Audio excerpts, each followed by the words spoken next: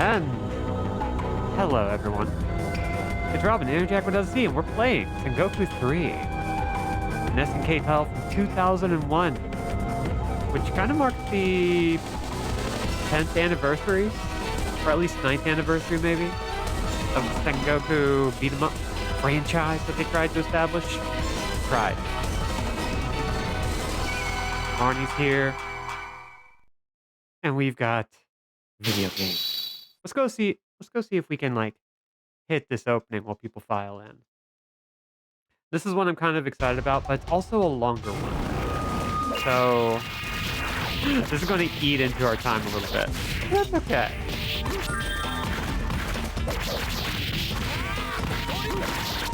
As you can see, it's a very different kind of looking game. Sengoku 1 and 2 are definitely baked into like that early to mid 90s arcade style that SNK had going, where they were able to go in a lot, but here we start getting more advantages of digital art being quite a lot more visible. Look at that. Just those buttery ink lines. Giga power. Let's see this opening. Yeah? Yeah.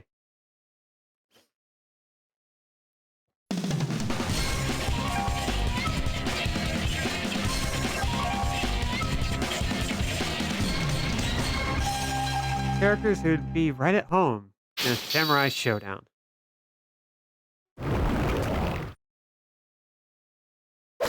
So we've got some really basic attacks. It's basically the same controls as before, but we don't have summons anymore. We just have projectiles.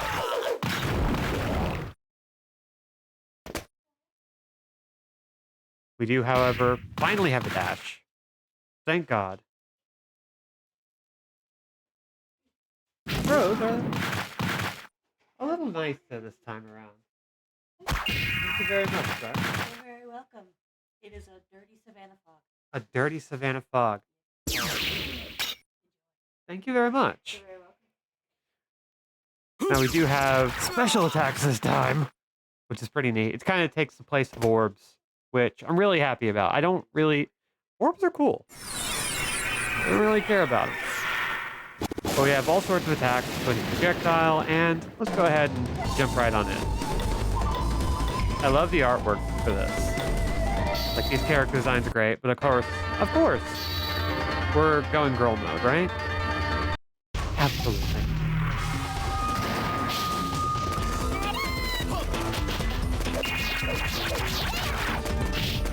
So it's got a lot of the same vibes as Sengoku, but it's kind of doing its own thing.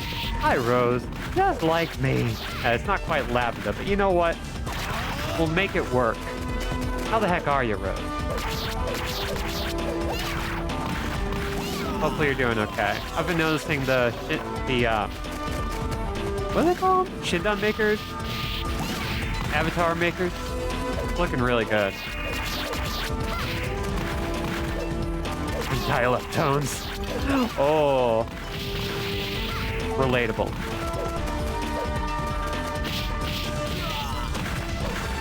I know that feeling all too well.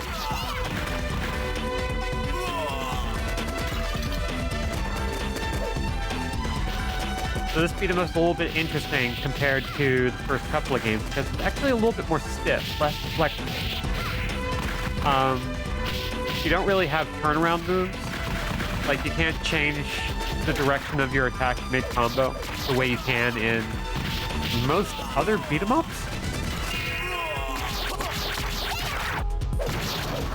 So you got to be a little bit more deliberate about how you attack, because you even have fast and slow attacks that you can't just go in with blades all the time.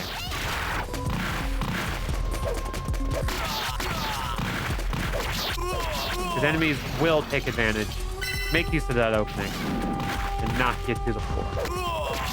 Also, I have plates I can throw. I didn't know that was I genuinely thought that was just a prize, but no. You get to throw plates instead of shuriken. Why would you throw plates instead of shuriken? Don't worry about it. Why would you not want to throw plates? Can I throw pizza? No, that's just... I cannot throw pizza. Once again, developers just aren't being very creative, but it's okay. They're creative in other ways. This one's a bit longer because it has a very classic problem with some of the worst beat 'em ups. I think this one does it better than most.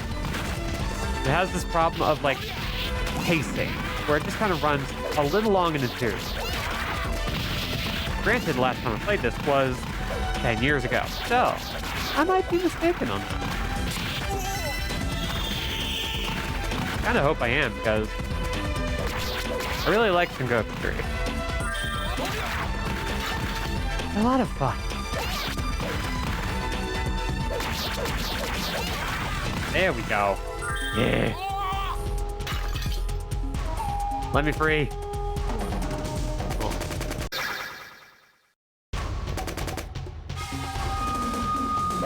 Yeah, alright. Time to fight some ghouls.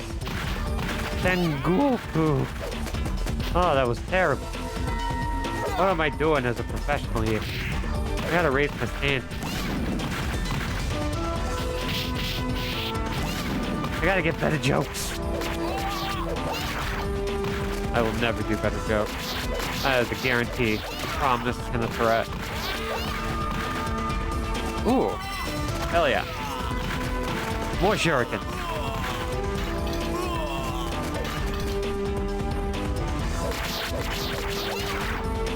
I do love that I get to, like, crack all this, like, I don't know. I don't think that's wooden furniture. I think that's stone furniture. It's kind of wild to think about. But I want a bomb. Let's throw a bomb. I'd like to throw bombs. Who wouldn't want to throw bombs in this beautiful castle ground? You know? Who wouldn't?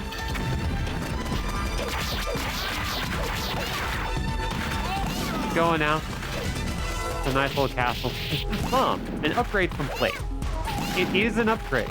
It has more projectile potential than a plate. It is in the weapon tree. Thanksgiving at my house is exciting. Yeah, we're getting down to it, aren't we? I can tell because shops everywhere won't stop talking about Black Friday. That means the Thanksgiving times are upon us.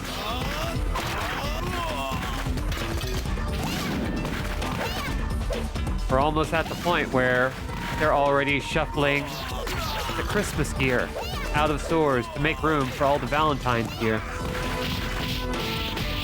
It's earlier and earlier every year. Well, because of all my plates, I've upgraded. You combine them. You've merged them through your crafting mechanism. Through your crafting mechanic. And have created an opportunity. Ow. Okay, you know what? Fire.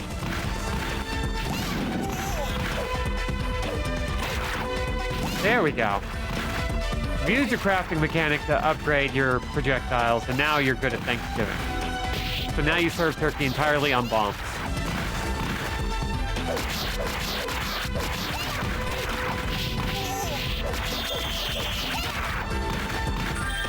So many ways for Thanksgiving to become unforgettable. Explosive, if you will.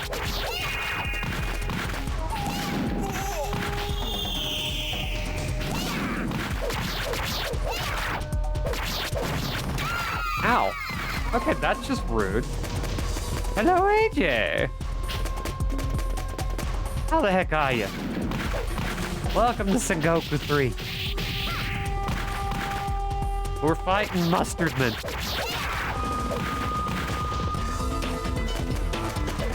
My dude. My dude. You son of a bitch. There you go. He has been wrenched unto fairy dust. Okay, you know what? Screw this. Special attack. I don't care for you.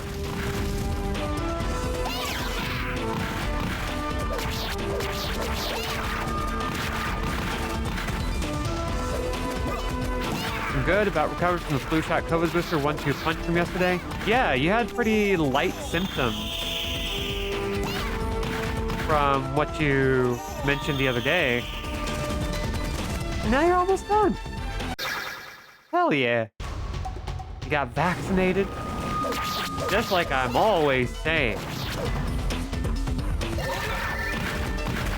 Okay, you know what? Fire for you.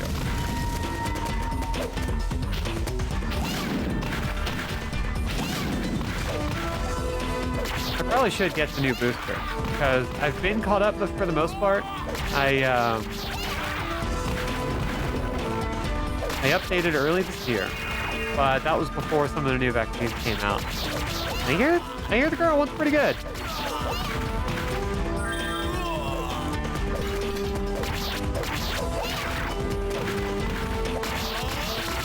Ah, yes. My favorite part of any beat 'em up. Property damage at the museum.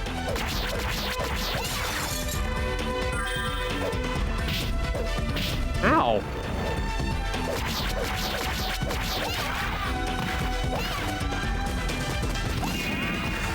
So we've got a bit of a nostalgia booster in the house right now. It says, Lark's been playing Final Fantasy VIII, which, for those of you who are ready for a fight, it is my favorite Final Fantasy. I was a goddamn furnace all night, got chills all day, but now I'm golden. Hell yeah. Nice old 24-hour fever.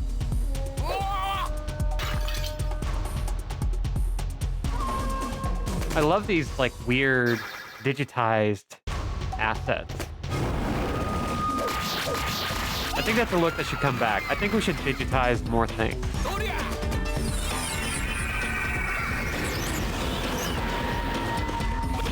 Just for the hell of it. You know, just for one Mortal Kombat, we should go back to digitized graphics. Just one is all I'm asking. Just like one where, you know, we have super detailed pings of all the fighters in live action wearing costumes. Just one. Just one. Mortal Kombat 2. We're rebooting the digital graphics. Oh, this purple lady, this ninja lady isn't even our final form. But I do like the characters in this one. They're the tiniest bit generic, but kind of in a fun way. They still pop a lot, which is kind of the ideal in that circumstance. They have volumetric recording now. They used it for New 7th Guest. That's right. I was kind of amazed by that. Like, I was looking at that and thinking, like, huh, this kind of looks like what they were trying to do with LA Noire. It seems cool. I really like it. I should try out that New 7th Guest, too, because it is freaking VR. VR 7th Guest. For anyone who doesn't know what 7th Guest is, it's an old-ass FMV game. It's like one of the first big ones outside of Myst. Nice spooky vibe in a haunted manor, trying to solve stuff by way of talking to all sorts of ghosts. Great. Made all new puzzles and no maze. Ooh. So it's kind of it's kind of sort of its own thing. Marnie, get your dad. Yeah. This is from 2001. It's when SNK really started going in on their visual side. They were already incredibly technically proficient. They kind of got referred to as the 24-bit developer, which is not a thing. That doesn't exist. But they were pumping out some surprisingly compelling graphics that were easily more technically compelling than anything on Super Nintendo or Genesis, and they even stood the test of time against, like, 2D PlayStation games. And they were doing that all the way back in the early 90s, which is why those consoles were like $700-800 a minimum. Finish!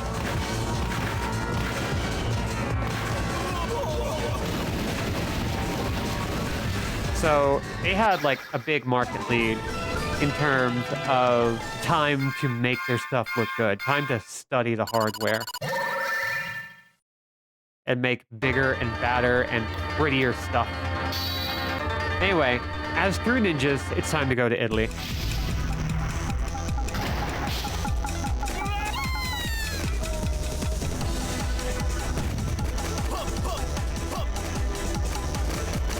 Love how Sengoku sticks to samurai in inappropriate places.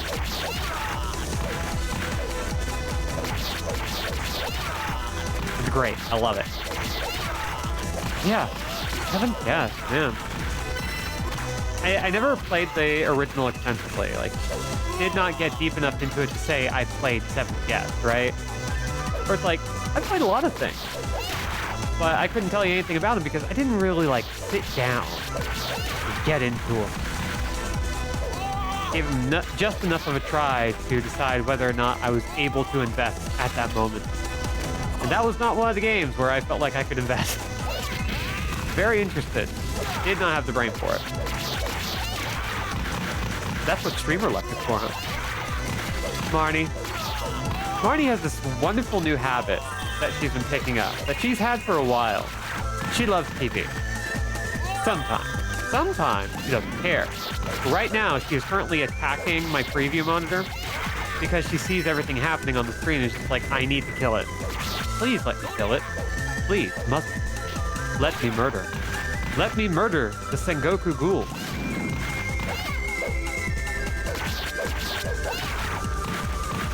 Her favorite game is Pac-Man. But she will also go after Pac-Man, so we're not sure what side she's on. We just know it's not a good one.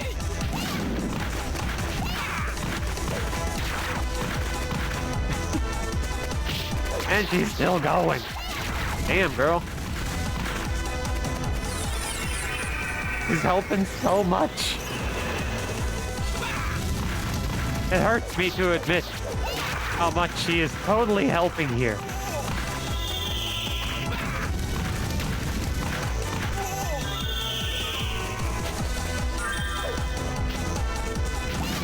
Anyway, about this game, what's kind of funny about the visuals, what's kind of funny about the mechanics, is that they really try to lean in on weight. They lean in on the fact that you're kind of heavy. You flop when you hit the ground. There's a lot of give and resistance. There's a lot of heft in things, which slows the pacing down but brings up the impact when you've got the controller in your hand, you know? Very cool. And also, sometimes, not exactly what you're into with a classically styled beat 'em up.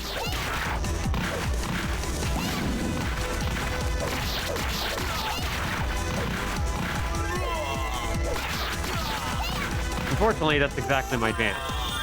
I love heft in my game. I love weight.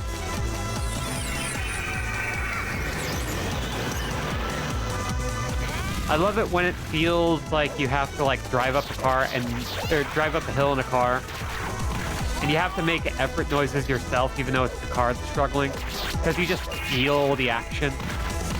It's not actually causing you effort. It's like an empathy grunt.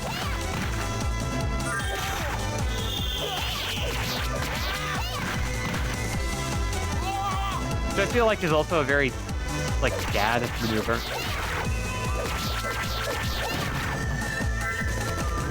But it works for me.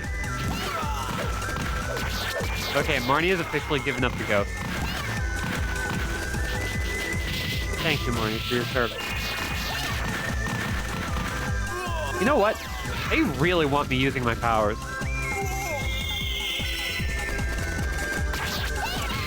Undead Kunoichi! That's pretty cool.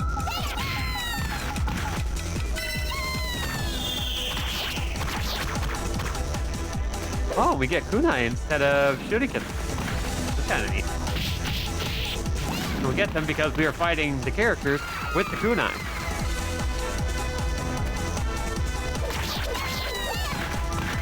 Nice. Let me into it. Let me into the water. Let me over the water. Nope, into the alleyway. You know what? That's just fine.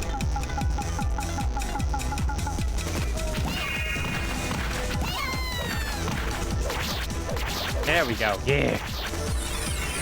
Ooh, thank you for the redemption. Gotta wear the good outfit. You gotta wear the out. You gotta have a good look. You have to have a look. God, they really want me using everything I can. Okay, that's the name of the game then. We are going to use all of our powers as often as we can because screw it. What if we don't? We could die.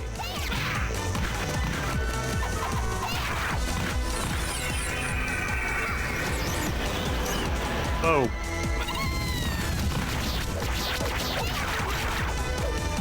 Well, beat 'em up beat. Also, I'm kind of vibing to this music. You know?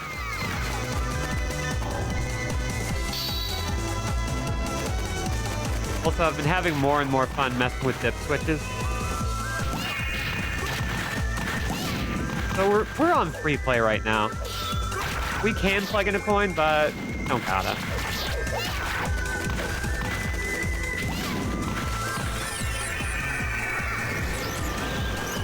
And oh, yeah.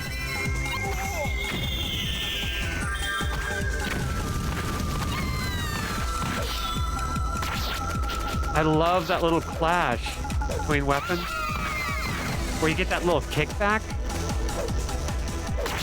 Something Sengoku 1 and 2 did in a really interesting way, but it never really felt super impactful. It was just neat to see. And here, there's like a tangible, like, break in the flow of combat when you clash. It changes things, but now it's like something you want to avoid. It's not necessarily a bad thing. It also means you want to look for your openings. You're going after somebody who's actively attacking you and not looking for an opportunity to strike when least expected. And if you're not using your fists to open them up, since you can actually start with your fist, a little poke, and combo right into a sword attack.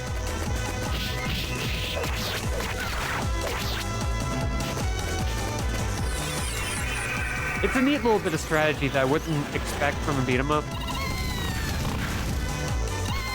Maybe some from like 3D eras.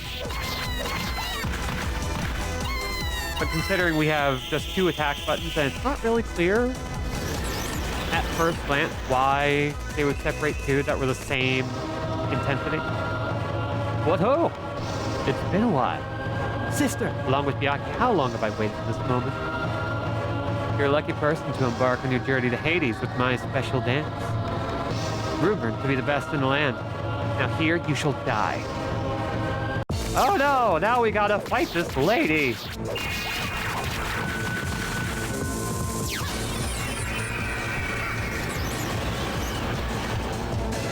Now she's on fire. Ow!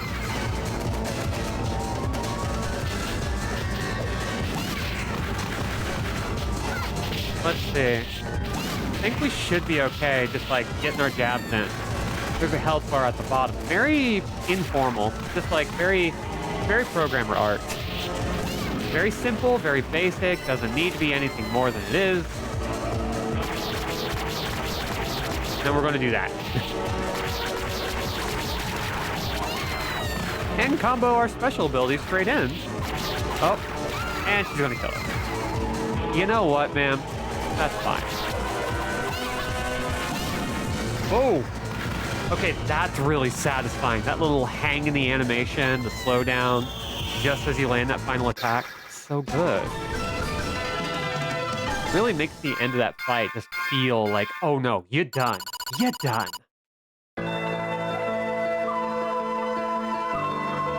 Defeated. Let us accompany them, opening. No, this cannot be. I cannot betray Miyaki. Well, I guess we're going to go meet Miyaki.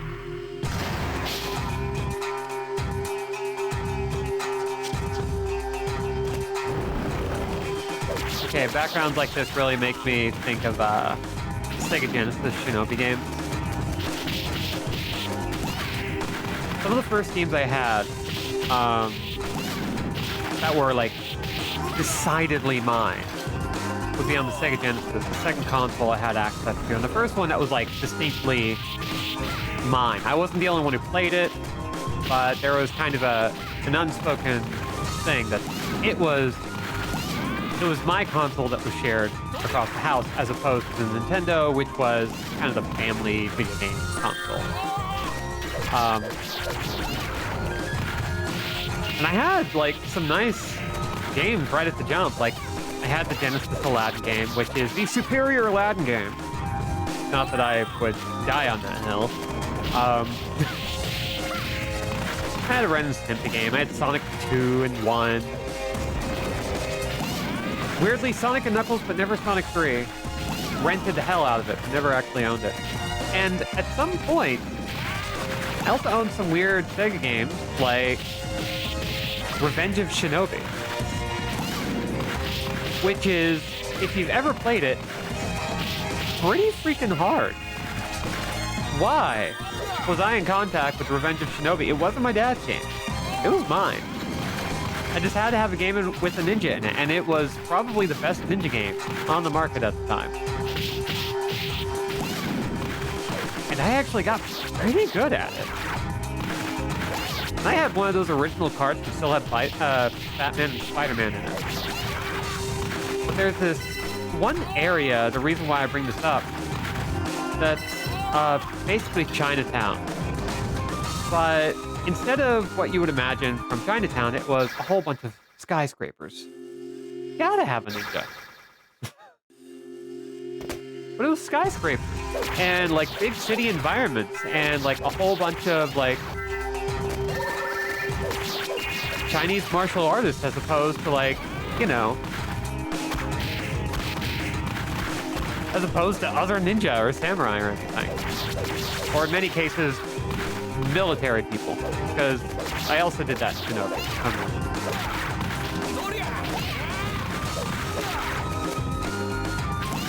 So there's something about that kind of vibe, that about this kind of vibe going on right now, that doesn't just scream in this exact moment, the first stage in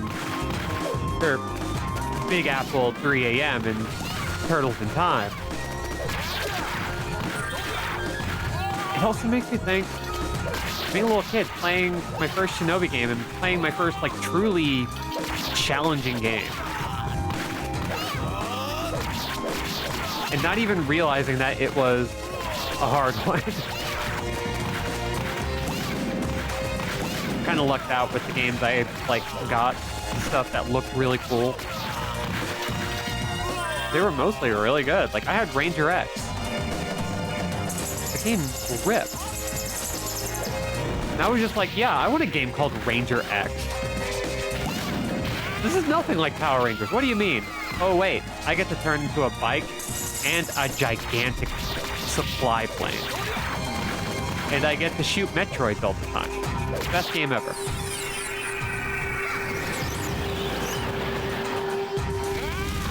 Someone at Sega, please, give us access to Ranger X again. Put it on the Switch, you cowards.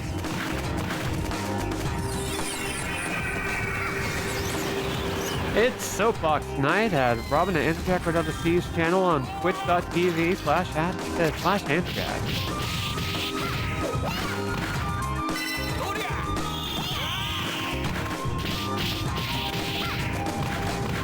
Here's a question for you, since I got the right people in the audience. Did you have one of those weird games that you've never heard anyone talk about, that you grew up with, that you just kind of go nuts for?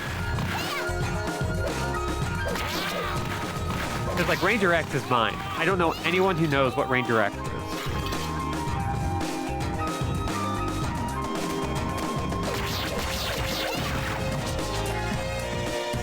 Wait, that's a... Oh, that was a Neo Geo Pocket,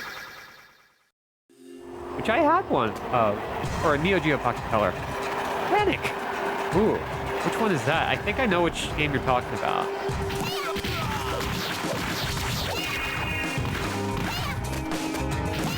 Give me the pitch. Tell me about Panic.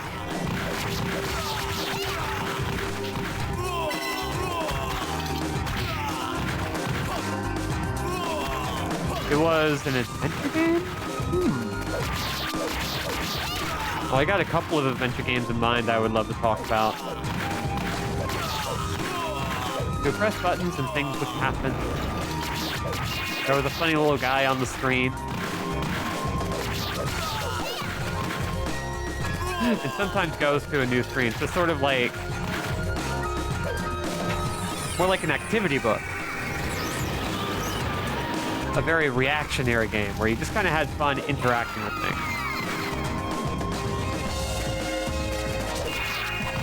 Most of the time, like, a statue would poop. I mean, I love that.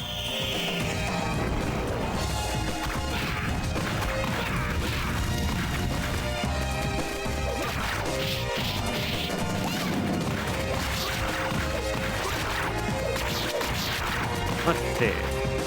You know what? Screw you.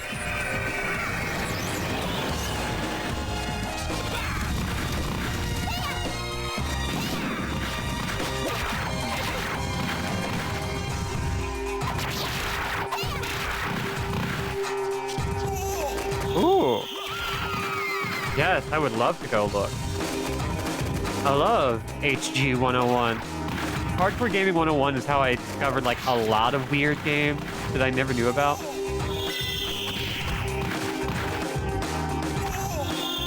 I've been like using that site for at least 10 years. Holy cow, I did some college research using Hardcore Gaming 101 as like my baseboard. That dude's on Blue Sky.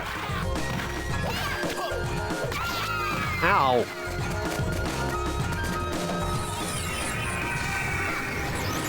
Oh, the Sega CD game. I don't know what that game is. I would love to get my hands on that and just do a blind play. That looks so fun.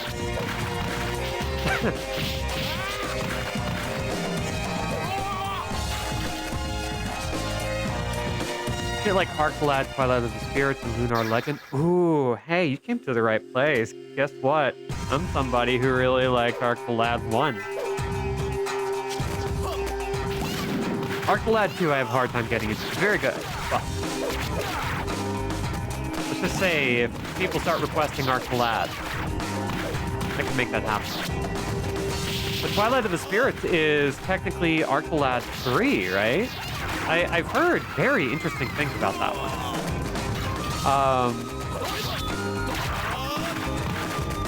And Lunar is a series I genuinely adore. I've played so much of 2, and fair amount of 1.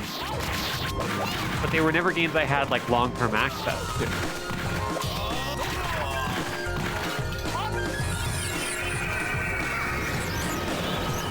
Back when I was a kid and I did roleplay online, I played with somebody who was a Lunar fan and named their character Alpina. Which I thought was really neat. Because I didn't know that about that character at first. Because I didn't know what Lunar was. The 6-star collab. Oh my god. I gotta catch up.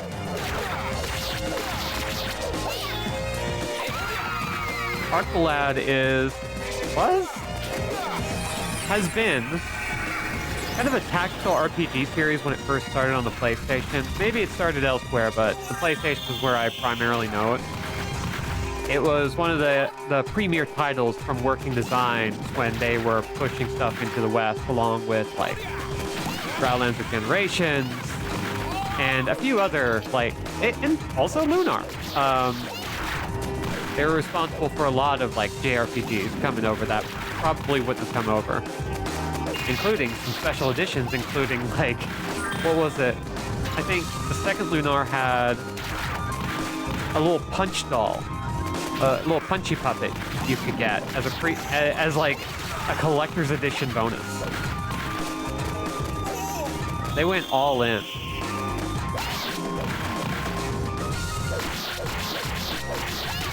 And the Arc the Lad series specifically is one of those that is like really strange because for most of the first game you think, oh yeah, this is like period piece, it's fantastical, it's got a lot of supernatural magic, and it's, you know, war-torn, semi-medieval inspired fantasy, like, you know, Suikoden or something. And then you start seeing like televisions and skyscrapers and stuff, and you're like, huh? And then you get to the end of the game, and it's like, oh, this is just how the second one is going to do. Wild. Oh, Lord Byaki. Well, there's a howdy-do, sires. Shall taste the rage of one who was falsely accused and banished from the clan. Falsely accused? Just what was behind your sudden disappearance? Strange.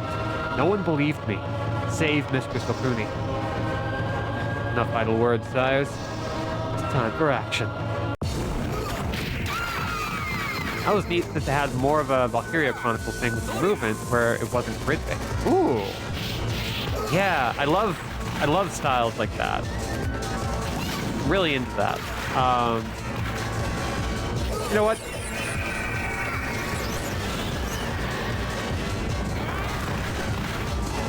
There we go. Okay, I love your moveset, but you're killing me here. I don't love that. You got demon. You got a secret demon arm. That's unfair. No offense. That's unfair. Here, bump.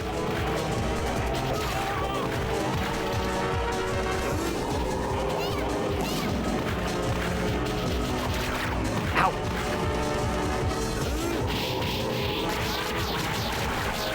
There's a good combo. Hell yeah. Ow. And there's a bad combo. Yeah, I should try to... there are a couple of RPG series I've been trying to, like, really get into. Like, really dig deep into the way I have with East. Because I'm constantly chasing that East high with other things, and I can't do it. Everybody should play East. Anyway, but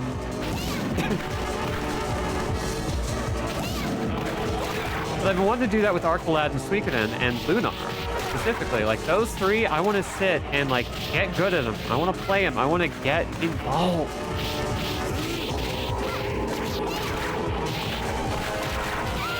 Ow. VA was pretty garbo, but the story was focused on twin brothers on opposite sides of a human demon war. I remember really having a good time with it, but I haven't touched it in ages. Yeah, I think I remember people like doing undubbed versions of that game for the PS2. Yeah, Grandia as well.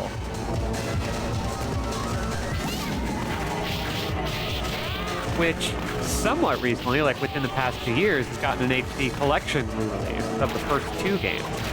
There was a Grandia 3, and I don't remember if there was a 4, but they're at least moderately accessible. And also, this dude is so hard to hit. What's your deal, my guy? Finish!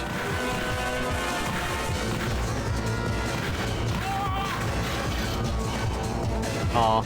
Well, thank you for coming, Rose. I really appreciate you showing up.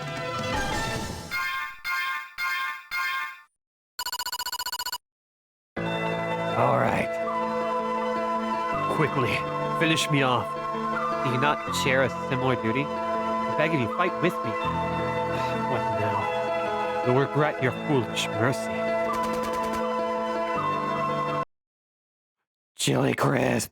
Yes. Oh my god! Oh Jesus. We got the demons. Yes. Great on popcorn. Great. Not leave you to foul destiny's hands. If I let this opportunity go by, I am but a traitor. Say you believe in me now, and I will join you in battle. Well, yeah. Well then, let's slice and dice some booty. That's a weird thing to say. Anyway, so here's the fun part of this game. We now get access to 2 extra characters. And naturally have to pick one. Look at that face. Of course I would pick that face. And so, like any natural-born ninja, we're going to Brazil.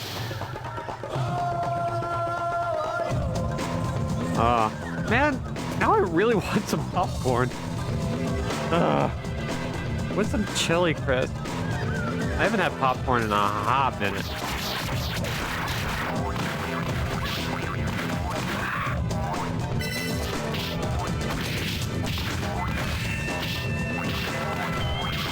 Oh, dang it. Okay, you know what?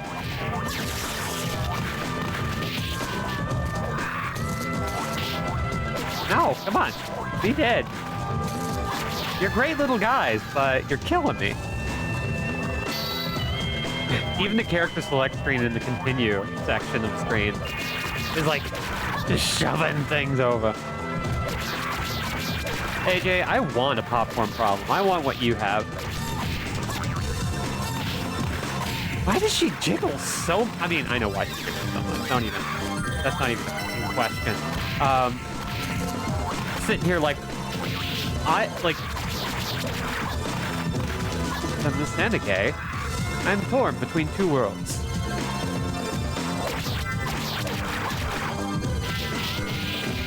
I don't have to go that way. I want to go this way. You gotta go into the secret temple. Ow. I have ate the whole bucket by the end of the previous disease. I always have that temptation. My things are indeed thangin'. They are thangin' so hard that they may as well be classified as projectiles. Just like pop one out and slap somebody in the eye. You know? Anyway, what does this look like? There are skulls in there. I don't love that.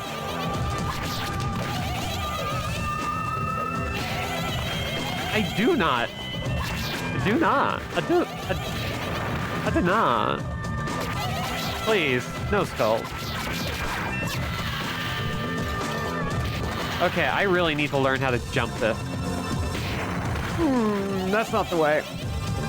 There we go.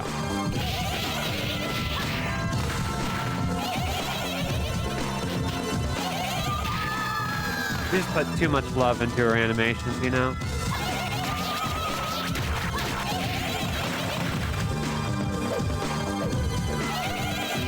Anyway, anybody playing anything new lately? Or even just like, kind of feeling their oats with an oldie but a goodie. Oh, I don't love the way that melts. Because, like, I've been going through old Star Ocean. I've been playing a lot of First Departure R because I'm really excited about playing the remake of 2. And if it weren't for the encounter rate, that game would just be magnificent. Stuck in that brutal post-game level in Klonoa 1. Yeah! I 100%ed that game, but I would not command somebody to do that. I did it for my own fun, but it's hard. Klonoa is difficult. You wouldn't think it looking at it. You would think, oh, what a lovely little Kirby-like. Then you realize, no, it's actually existentialist and horrifying, and also it kicked your ass. Eventually. At first, not so much. At first, it's a Kirby-ass video game. And then, much like Kirby, things get weird.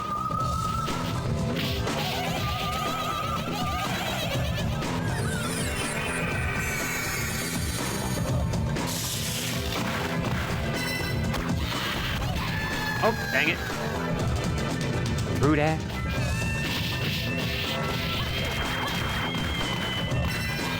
Yo.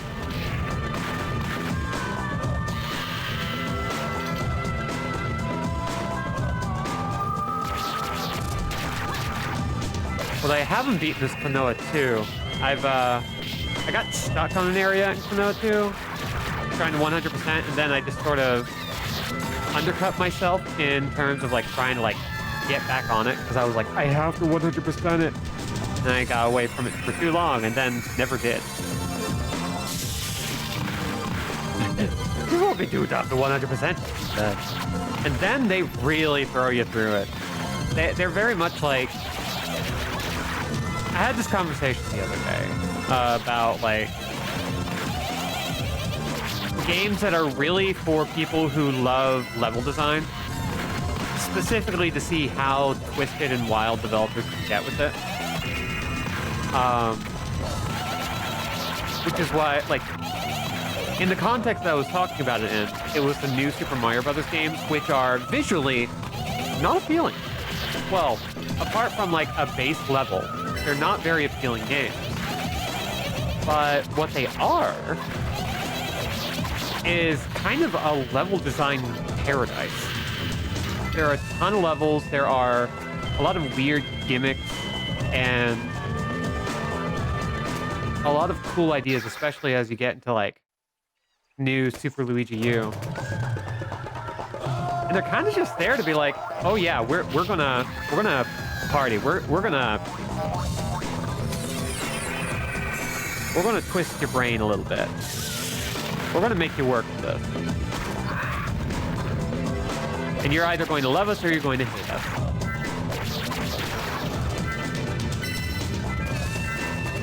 Yeah, it's frog time. Plug. Bomb plug. Yeah, it's time for bomb plug. Nope. Bomb plug. Bomb plug. Bomb plug.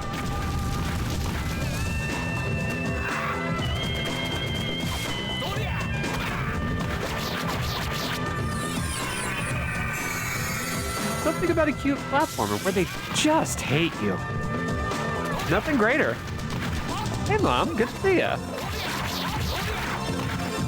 Like, that's kind of the funny thing about those kinds of games. Like, yeah, I understand why people don't like New Super Mario Brothers. I understand why people have a hard time getting into Klonoa. I understand why people have a hard time playing treasure games of almost any kind. But guess what? It's for people who love level design. It's for the people who made the game. You know what I mean? Which doesn't make something good, but it does kind of give you an idea of what the actual audience is. Because, like, you play a Sonic game, and you're not really there for the level design. Any Sonic game, like literally any. It's not to say level design in Sonic was ever good or bad, but you're kind of there because it's a mechanical marvel, for good or ill. Oh hey, the Phoenix! Suzaku! Oh, she did not like us. Ow! Jerk!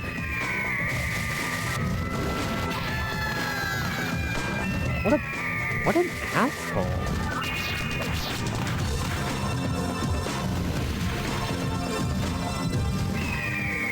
Ow. Dang it.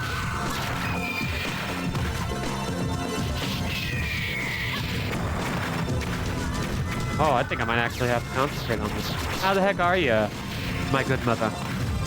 I don't mind the new S&B games at all level design-wise. Plenty of good stuff. Yeah, I've enjoyed every single one. But if you're ever in a mood where you're just like, I just want to play a video game-ass video game, where I get to see some cool stuff and I get to do some cool stuff, they might not be your thing. They're not really there to show you something neat. They are strictly about the play experience.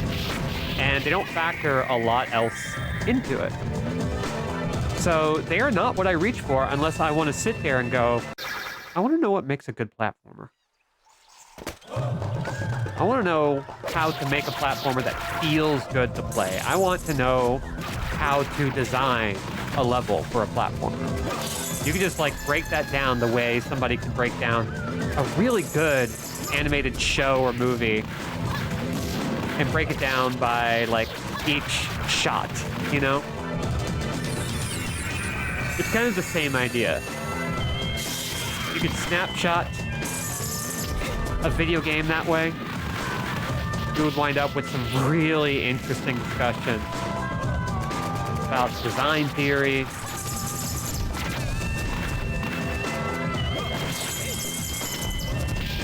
Give me that. Give me that toy key. Dude, you got bats coming out of your sleeve. What the hell?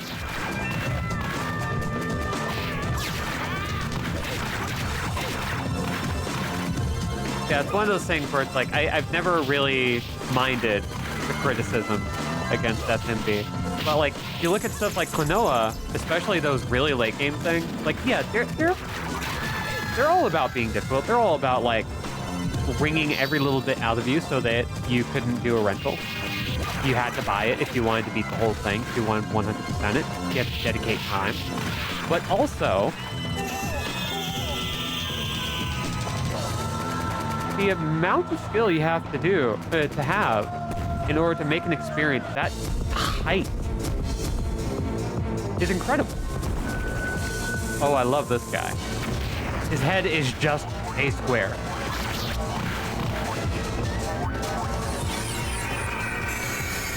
I love that for him.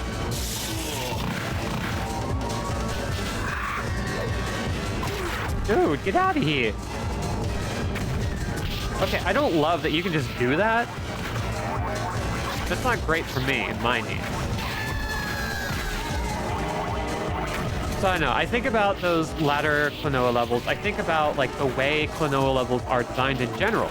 I kind of put it in the same boat as stuff like Tomba. Sometimes about Kirby, though, they have a very different thing that they go for by comparison.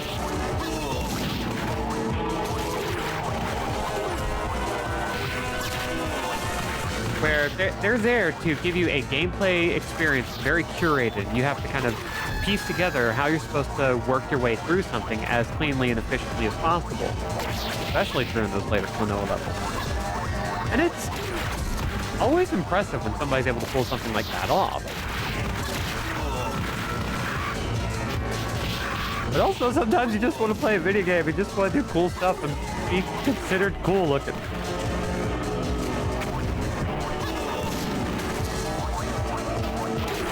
Do I look cool yet, mother?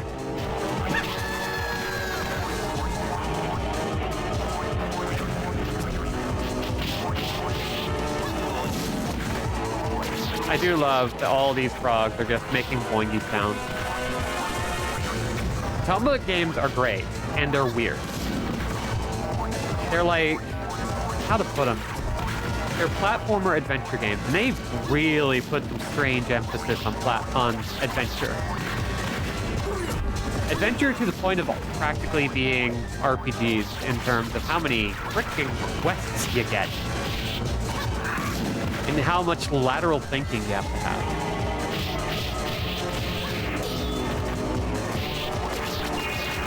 There we go. Oh, that was actually a nice little combo. I need to bear that in mind later.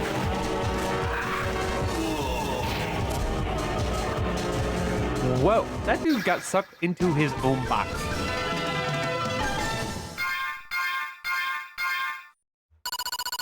What the hell? That's gotta suck. Oh well, time to go to the USA. Fine. No wait, probably not the final level, but we're getting there, right? I mentioned this was a longer one. I'd actually wanted to, like, I mentioned, I think yesterday on the last stream of Resident Evil 2, which is coming up in a bit. I was thinking of moving stream to an earlier time, to about 5 p.m. Pacific. So about 6 p.m. An hour earlier from when I usually have streams. 30 minutes earlier from when I have been streaming. Oh, what the hell? Because some of these games get long, and I've decided that I would like to have a nice little hour of play before I get started. I love these tiny Tengu. Oh my god. They're adorable. This makes up for not getting fish guys back in Sengoku 2. I want your hat. Give me your hat. You look like you're cosplaying as a Gengar.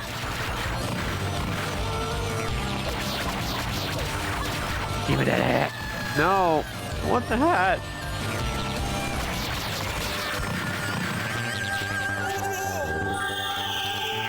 Oh, he's dead now. Can't get his hat. And Spadoodle. Can I do it again? Yeah. Of course I can do it again. And boom. Why not? I have the energy for it.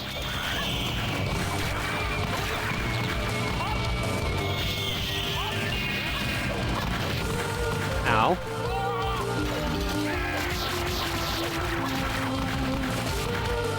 I do love this girl's range. Like, look at that kick.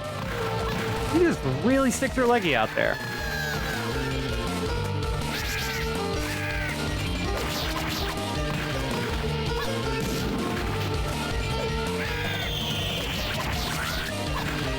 Can I get that shuriken in time? Nope, I cannot.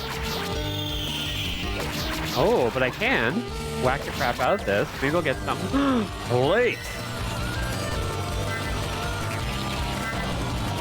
Oh, I could have gone to hell. Yeah.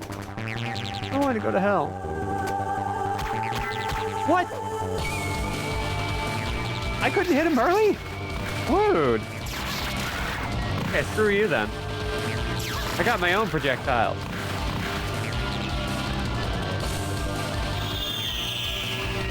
Oh no, dog. I'm gonna play Resident Evil 2 in like half an hour. Don't throw these at me right now. I got other things going on, man. Whatever.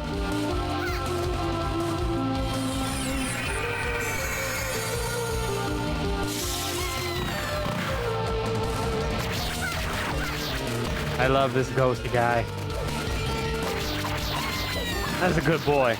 That's a good little man. That's a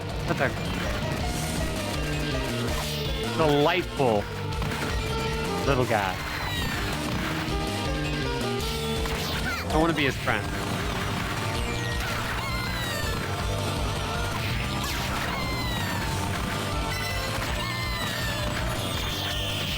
Dang it. There we go. This game is like amping up in a way I wasn't really expecting. Ow.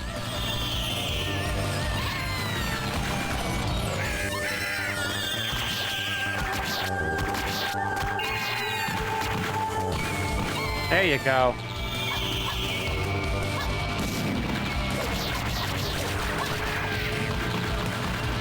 Come on. Be dead. Rude. Dude. Oh my god, he's being such a jerk. Screw that.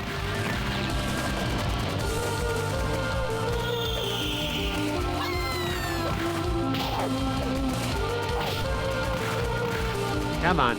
There we go. Ah, dang. But we're still going to be in this. So, screw it. No, where's my... they knocked my special meter down just a little bit. Well, screw you. I got it back.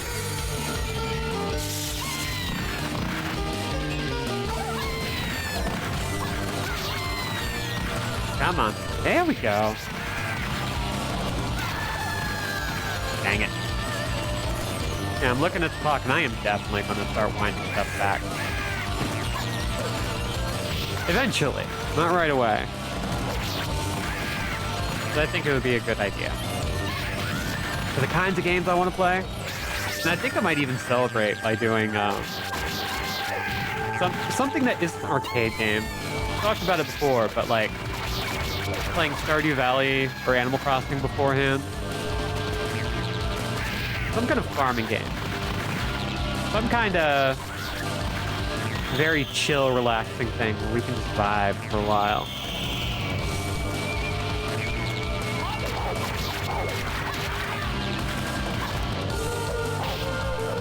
Or even just do like a roulette. where if people show up early, they can vote on what they want to see.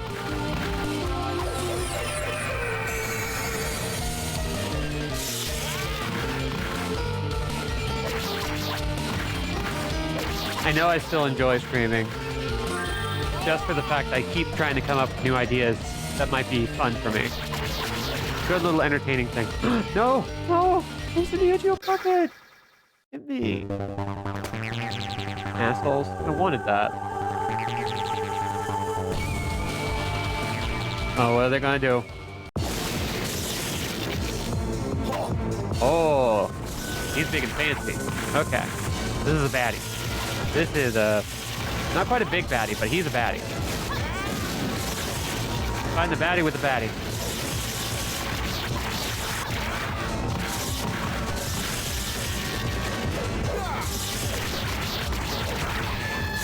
Oh, rude. That's how they inflate the difficulty here. They just throw so much at you that you can't avoid anything. Well, screw you. Flowers.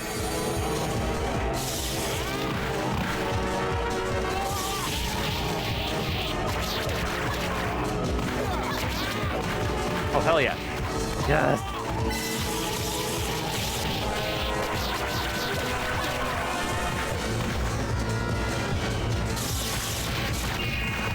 Ouch. Okay, I'm starting, like, there are times where I'm really getting the hang of this game. There are times where I feel like I'm getting the vibe right. When I do stuff like that, like, I just find the right moment, boom, pop them. Pop them in the mouth.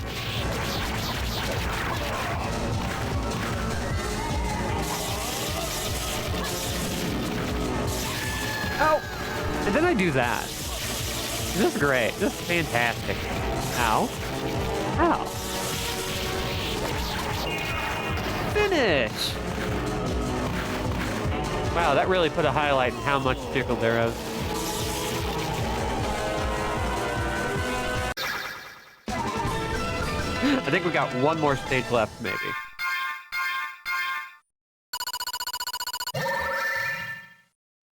We're going on late tonight. Kyoto!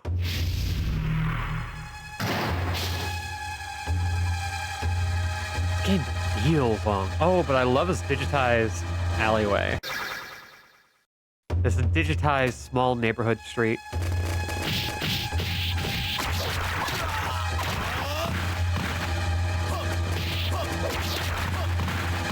There we go. Yeah. Oh, no, we're not doing that. Oh, and we can juggle. Hell yeah. I love that. I love finding out about this 90% of the way through the game. Doing so good. I'm learning so much.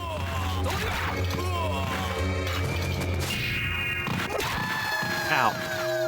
Okay, you're a bastard.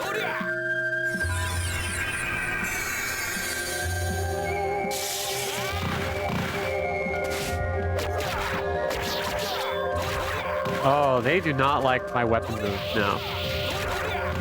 They don't like me at all. Holy cow, they just really stepped up the intensity, didn't they?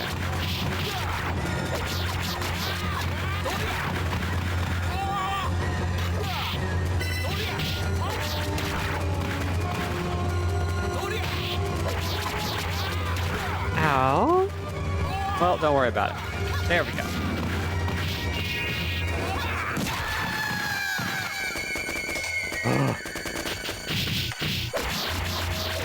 There we go. Yeah.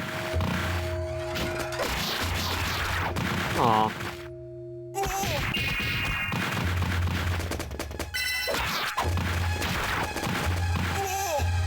I do love the audio vibe this game is putting up, though. Honestly, very fitting for Resident Evil. Until you get to, like, those big... those Japanese woodwind.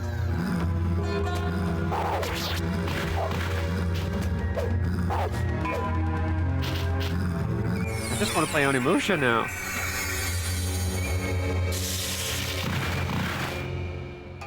That's all this amounts to, really. It's just one big lead up to Onimusha. But unfortunately, I have to figure out a good way to play Onimusha too. That game is not easy. I talked about that.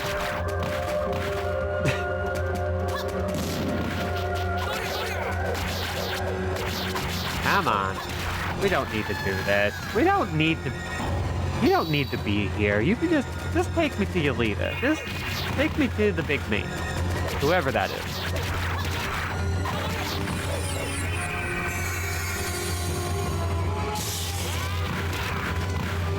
Just let me fight the big guy now. You've done a good job, and now it's time to rest. And let me do my thing.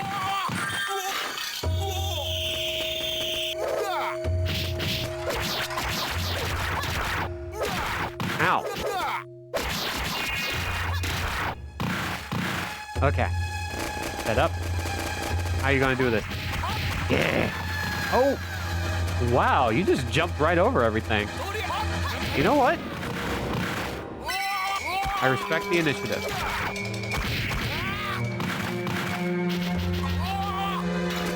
Oh, now we got blue Tengu.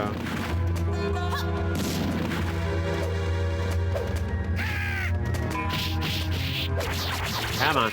There we go. Yeah. Get that weapon combo. Hell yeah. Honestly, I'm just kind of vibing to the OST now. Listen to that. This is on hardware that's like, by this point, about 10 years old. And they already knew how to make some really good soundscapes on the old school Neo Geo.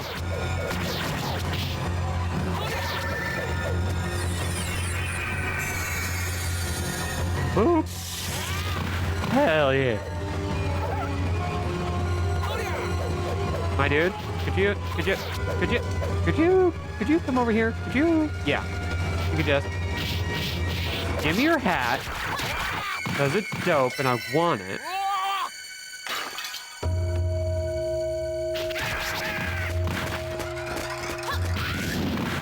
Come on. There we go. Yes. Lining up those combos is very tricky.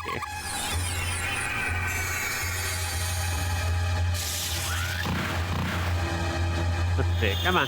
Where are you going to come? Oh. They got me. They got me good. I gotta admit.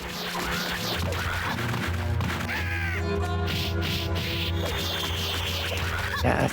Okay.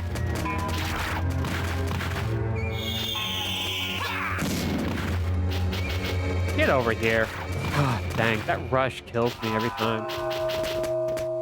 Stop. There we go. Yes. So you soften them up with a melee combo. 3 hits in, you can pop them with your weapon. It's a good maneuver. I would strongly recommend it. I know the Sengoku 3 community is thriving.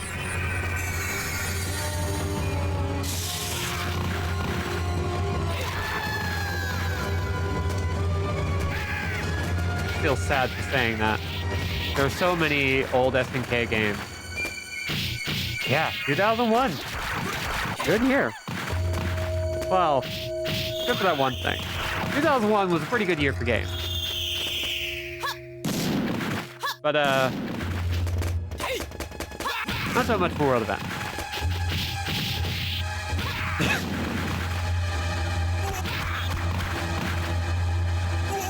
There you go. Oh, I love this.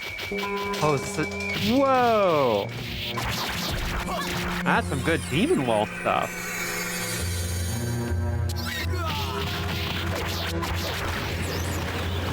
One thing I've always wanted to know is like how tech works at Neo Geo, because a lot of their games were pretty compatible. Like there were CD versions of games. Neo Geo CD was a terrible, terrible thing. Just in terms of like, hey, enter the market with a crappy drive, but Super Mario Brothers 2 Mario Madness.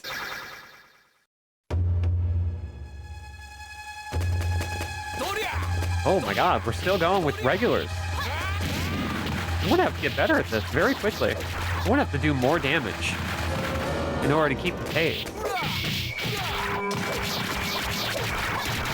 Or we're never getting out of Sengoku. Whenever I see a door that is a mouth also, I understand.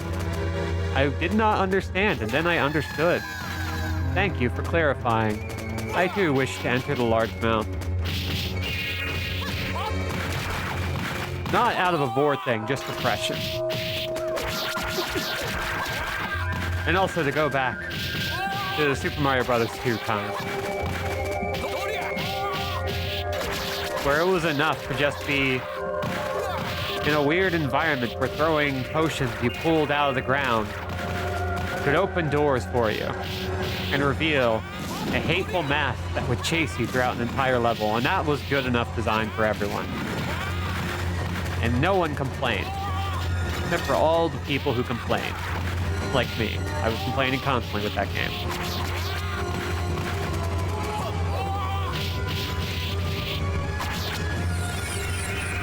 There we go. Flower petals. Highly corrosive, damaging flower petals. Okay. Oh, hell yeah. Okay, they're jumping in now.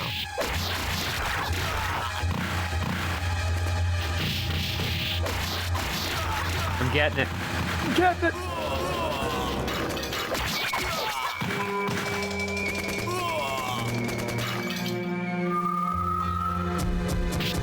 Yeah, more Kappas. You know what? You know what? I'm gonna special the crap out of y'all. Boom. You know what? One more for good measure. Boom. Love it.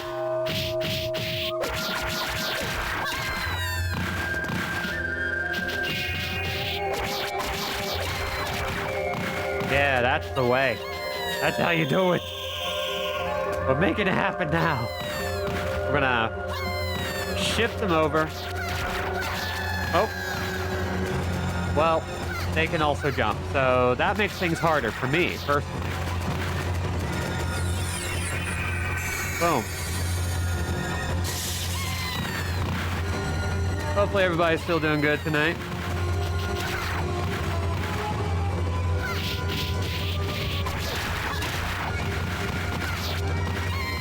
I got a filling. I got 2 fillings at once last week. And I'm still, like, it's mostly healed by now. But it was a rough one. And I'm still having to take painkillers for soreness and everything right now. Not terrible. I've just also been dealing with other stuff, so it's just been taking longer to deal with something that should be fairly simple. And, man,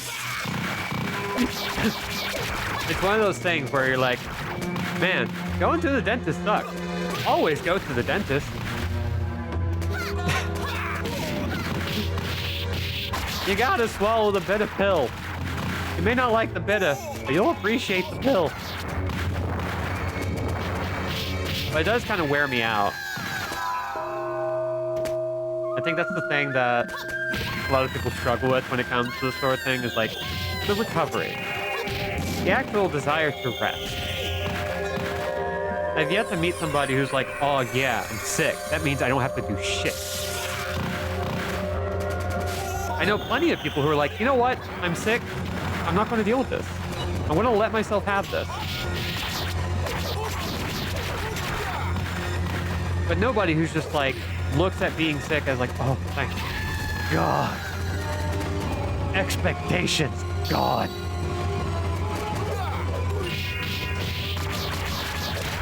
Maybe they'll come later, but... Oh my God, even more God. You are just the worst man.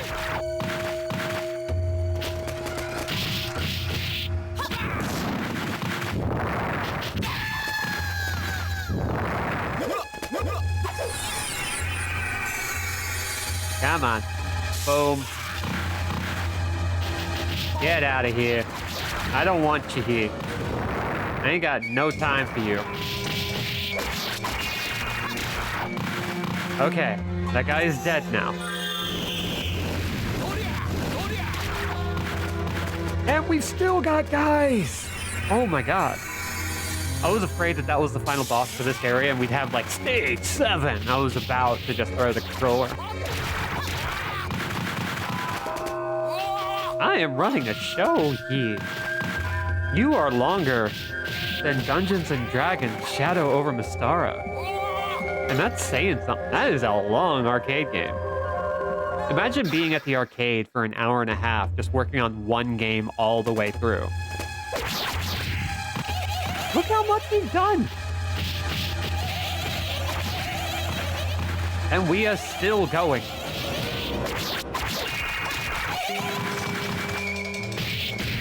Ow. Just kind of impressive. Like, they are really running us through the ringer. And I knew this would happen. I knew that it would take a minute, but I thought it would take like an hour. I thought we would be done by now. But no! This game wants your company. Wants to hang out. Wants to know how you've been, bestie. Doing good, bestie? You want some challenges?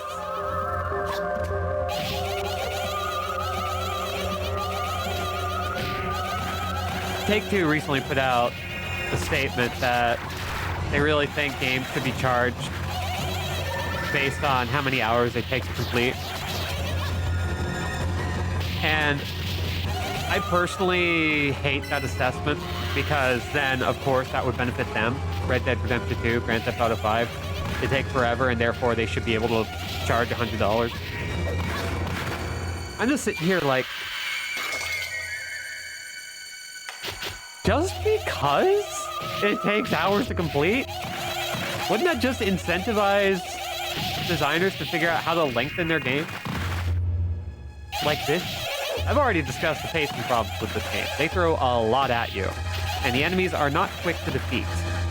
This game has a very deliberate pace about it that is slower than Sengoku 1 or 2, which really just throw you right in. Like, Sengoku 2, first stage, you brush past a gigantic dragon head. Because why not? This game, you're seeing a lot of neat stuff, but you're also seeing a lot of the same sorts of enemies over and over. Whenever we get around to playing the Metal Slug games, we're going to notice this as we hit Metal Slug 5 and 6, that there start being these issues with pacing where they are really trying to wring everything out of you. They're trying to pad the length of the game as much as they possibly can to still keep it within reasonable arcade length. And I say all this while also going, dude, I would love to just spend an afternoon playing just this game with the buddy. I would love to spend an afternoon just playing this and a couple of other long-form beat-em-ups, just mashing buttons with people, having a good time.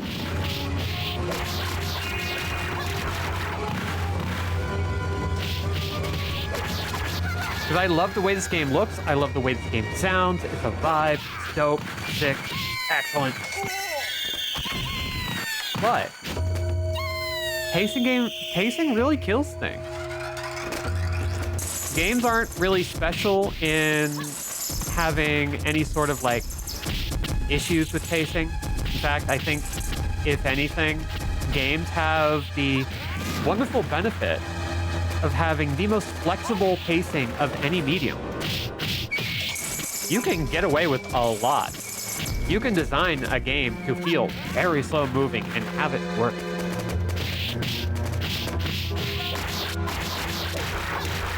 But it ain't easy. Come on, there we go.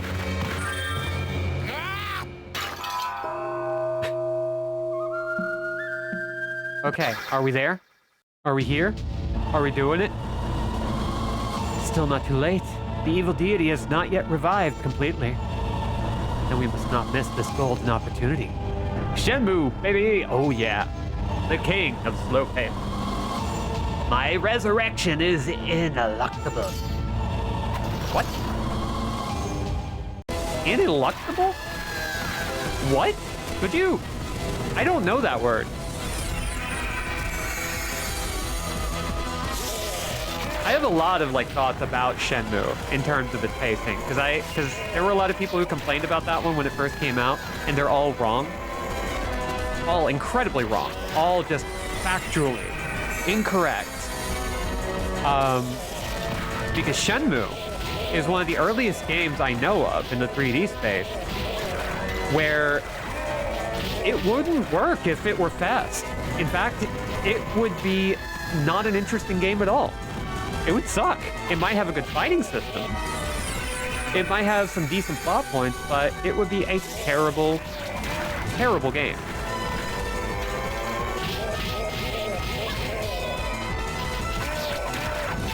I stand by that 100%. We are going to play Shenmue 1 through 3 one of these days. We are going to do a whole thing, and I am going to do as complete a run as humanly possible. Because Shenmue rules. So good. It's also one of those franchises where... Alright. So Shenmue 3 got announced at a Sony State of Play a long time ago. Or whatever it was. It was an E3 showing or something, I forget. Kind of the same year that Psychonauts 2 was in the middle of being fundraised on Fig, the now defunct platform. R.I.P. R.I.P. Fig. Nobody used you. Except for Double Fine. And there were a lot of people who were like, oh my god, Shenmue, really? That's getting a sequel? You're really bringing that one back? And I think there were a lot of people who were like, oh, we're going to have a game that's going to be considered with modern design. 3D games have gone a long way. So it could be a whole different game. It could be better than it used to be. And then when Shenmue 3 actually came out, it was the sequel to Shenmue 2 we deserved. Hi, Kat. How are you? And yeah, Shenmue 3 was every bit the kind of game that Shenmue 1 and 2 were. It had all of the things about it that made Shenmue what it was. It was slow paced, it was deliberate, it was thoughtful, and a lot of people were like, I don't like this. And they're fair, they're valid. Don't get me wrong, Shenmue is an acquired taste. But imagine for me a better way of communicating that the main character is a deeply flawed human being who keeps being bent on revenge and keeps making bad, reckless, violent decisions than with a game where you are meant to be on a 24-hour cycle, where you have to take your time, where you have to waste your time. You cannot just sit and train all the time. You have to be considerate about what you're doing with yourself and what you're doing with your community. Imagine a better way to criticize a main character than to put a character who does not belong or does not want to belong in a certain context in a world that kind of constantly demands he just slow the fuck down. Anyway, Shenmue 3 is great, and so is Shenmue 1 and 2. Tired, but got some good stuff going today. Hell yeah. Love that. We're at the tail end, maybe, of this very long beat 'em up. We're getting there. And this guy is some good old S&K bullshit. Dude! I do not like being double-sided here.